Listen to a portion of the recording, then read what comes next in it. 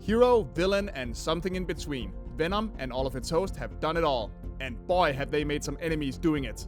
In its 30-something year-long career as one of Spider-Man's most prolific enemies, the Venom symbiote has been all over the map. Bouncing back and forth between being a hero and a villain depending both on circumstances and its host, it's no wonder that it has fought quite a few other supervillains by now, and even built up a bit of a rogues gallery of its own. And it's all over the place, housing both human criminals with a bone to pick, other symbiotes, and things far more cosmic than that. So let's take a minute to give some of them a look. Alright, hold on to your butts. This one is complicated.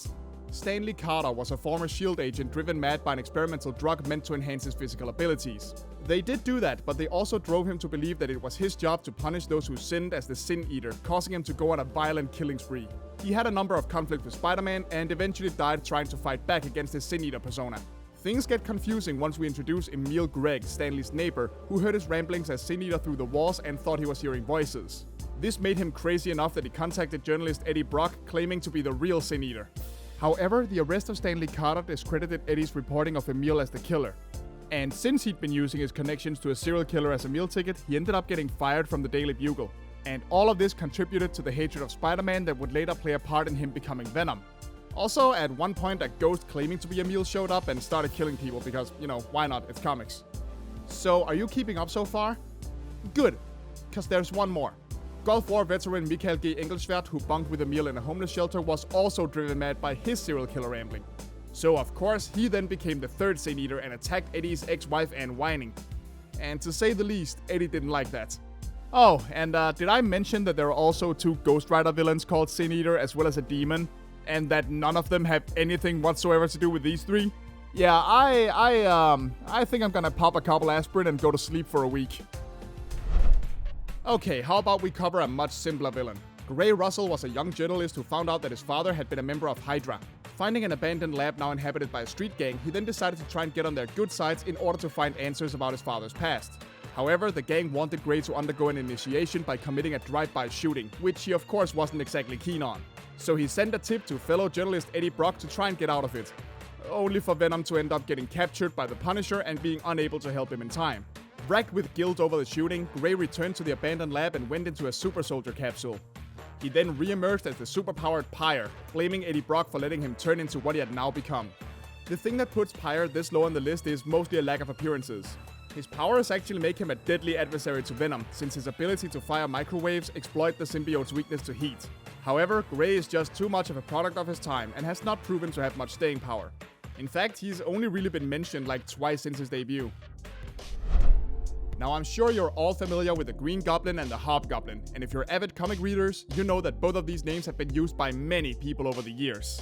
But the Goblin family tree stretches even wider than that, with characters like the Demo Goblin, Menace, Monster, the Grey Goblins, and somewhere way off on the far off branches, we find the Jack-o'-lanterns, who take the Goblins' Halloween themes even further. There's been a whopping 7 Jack-o'-lanterns, but to keep things relatively simple, we'll focus on numbers 6 and 7. Jack-o'-lantern number 6 was a kid simply named Jack, who ended up being trained by the third crime master to become his assassin. And he got real creepy about it. He really liked scooping out his victims' brains and putting candles inside of their skulls. Yeah, pretty gnarly, right? He even claimed to have killed all the other Jack-o'-lanterns who came before him, believing that he should be the one and only Jack. At this time, Peter's old high school bully Flash Thompson had grown up to become a decorated war hero and eventually became Agent Venom after acquiring the Venom symbiote. When Flash then fought Jack on one of his missions, the two became each other's archenemies, fighting several times. Right up until the moment that Jack got shot in the head by Deadpool. The final Jack-o'-lantern was a lot less interesting, mostly being some nobody who stumbled upon the equipment and tried making a name for himself by selling it to other low-rent villains. Which only resulted in him getting maimed by Venom, who was once again bonded with Eddie. He did try to get revenge by gathering up a bunch of other villains Eddie had maimed, but yeah, no, that didn't work out super well for him. We all like to joke about how easily supervillains escape from prison. But as Austin Powers taught us, nobody ever seems to spare a thought to the families of those poor security guards that end up as collateral every time. And well, General Orwell Taylor didn't like that very much. When Venom killed Orwell's son Hugh, who was working as a guard at the vault during yet another one of his escapes, the General refused to take it lying down. He then went ahead and stole the plans for the Guardsman armor created by Tony Stark. Because apparently Tony just leaves those lying around like they're flyers for a local taco stand. With these blueprints in hand, he built a whole set of power armors and gave them to his other son Max and a bunch of equally disgruntled guards to form the Jury, a vigilante group intent on personally putting Venom and other supervillains on trial for their crimes. Each member had individual weapons and went by such colorful names as Screech, Firearm, Ramshot, Sentry, and Bomb Blast. And after failing to deal with Venom, they've since been seen under the employ of many other villains and harassed plenty of other Marvel heroes. Like Spider-Man himself, who they blame for bringing Venom to Earth in the first place. Which, I mean, yeah, they don't need to assault him for it, but that's kinda true. Let's take a look at another villain from Spider-Man's Rogues Gallery who has more than a few bones to pick with Venom. The Scorpion. When Eddie Brock could no longer bear the bloodlust of the Venom symbiote, it detached itself and sought out another criminal with a grudge against Spider-Man. And it chose McGargan. Despite his pathetic win-loss record against Spider-Man at the time, it was actually a pretty good fit. After all, Scorpion was in many ways the original dark counterpart to Spider-Man, what with sharing many of his abilities and Scorpion being a spider's natural predator. Eager to become a big shot, Gargan accepted the symbiote, and together they became a much worse Venom than Eddie ever was. Gargan first fought against Eddie when the latter had become anti-Venom thanks to Martin Lee, also known as the supervillain Mr. Negative, but later the symbiote was separated from Gargan by the US military. Since then, Gargan has repeatedly antagonized the Venom symbiote, which seems to be genuinely afraid of the idea of bonding with him again. These fights eventually led to Gargan getting his hands on some old War Machine armor and tons of anti-symbiote weaponry. He then took on the name Virus and continued his anti-symbiote vendetta. What do you do when you want to test out exactly how strong a character is? Well, that's easy. You make them fight the Juggernaut. Considering he's mostly associated with the X-Men, you wouldn't really expect Kane Marco to ever interact much with Venom of all people, but it's not completely baseless. After all, this guy's one of the biggest powerhouses on Earth, and one of his most famous stories was You Can't Stop the Juggernaut, where he tangled with Spider-Man. At one point, Kane was hired by Charles Evans, the CEO of a company called Scarmore, who wanted him to kill the people that were filing a lawsuit against his company. One of them being Eddie's then-girlfriend, Beck Underwood. Eddie, of course, couldn't have that, and he repeatedly engaged the Juggernaut in combat. And stood no chance whatsoever. Despite the title of this video, Venom never even technically won this fight. The Juggernaut just got so annoyed that Venom wouldn't stay down that he straight up said screw it and went home. And that easily makes this one of the symbiote's most hilarious victories. Now, you already know Riot, the evil Life Foundation symbiote that Eddie fought in his first movie. But, do you know about the other ones? In the comics, the Life Foundation was formed by Carlton Drake. Their plan was to make a lot of money by building a fallout shelter and renting it out to wealthy clients, ensuring a comfortable life for the societal elite in case of a nuclear disaster. They also figured that this shelter was gonna need some superpowered guardians, and decided to get them by kidnapping Venom and forcing the symbiote to reproduce, creating 5 new symbiotes. Riot, Agony, Lasher, Phage, and Scream. Oh yeah, those are some real heroic names there, buddy. They each have the usual combo platter of symbiote powers, of course, with some slight variations, and have since antagonized both Venom and Spider-Man on multiple occasions. Scream in particular proved to be a threat, going so far as to attempt to kill her 4 comrades and framing Eddie for it. Oh, and if Agony, Lasher, Phage, and Riot ever decide to fuse into hybrid, I strongly suggest getting out of their way. Being by far the most famous of Venom's personal enemies, Carnage has been a thorn in his side since he was introduced in the early 90s. I mean, he's the villain of the second movie for a reason. When Eddie Brock had been separated from his symbiote and imprisoned for his crimes, he shared a cell with the unstable Cletus Cassidy, with whom he didn't exactly get along. But when the Venom symbiote eventually sought Eddie out again, it produced an offspring that bonded itself to Cletus by fusing directly with his blood through a cut on his hand. Combining the already murderous impulses of the symbiote with Cletus' insanity gave birth to Carnage, who moved right on to bathe New York in blood at any given opportunity. And ever since then, he's given both Spider-Man and Venom a lot of trouble.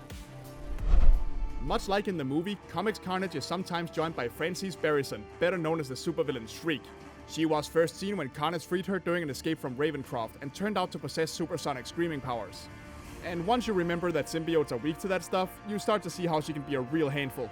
And just to make sure that she won't be too easy to take down, she can also drive people insane and use telekinesis.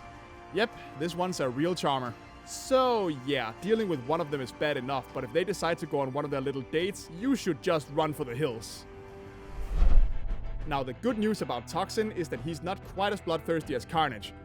Well, not all the time anyway. Much in the same way that Carnage came from Venom, Toxin came from Carnage. Doing his best impression of a deadbeat father, Carnage immediately wanted nothing to do with its offspring and forcibly bonded it with police officer Patrick Mulligan. Yep, that would indeed be the guy from the movie. Patrick tried being a superhero, but eventually found himself murdered by the demon Blackheart, who cloned the symbiote to create an army. The real Toxin symbiote was then stolen by the third crime master, Jack-o'-lantern's boss, before eventually being forcibly bonded with Eddie Brock.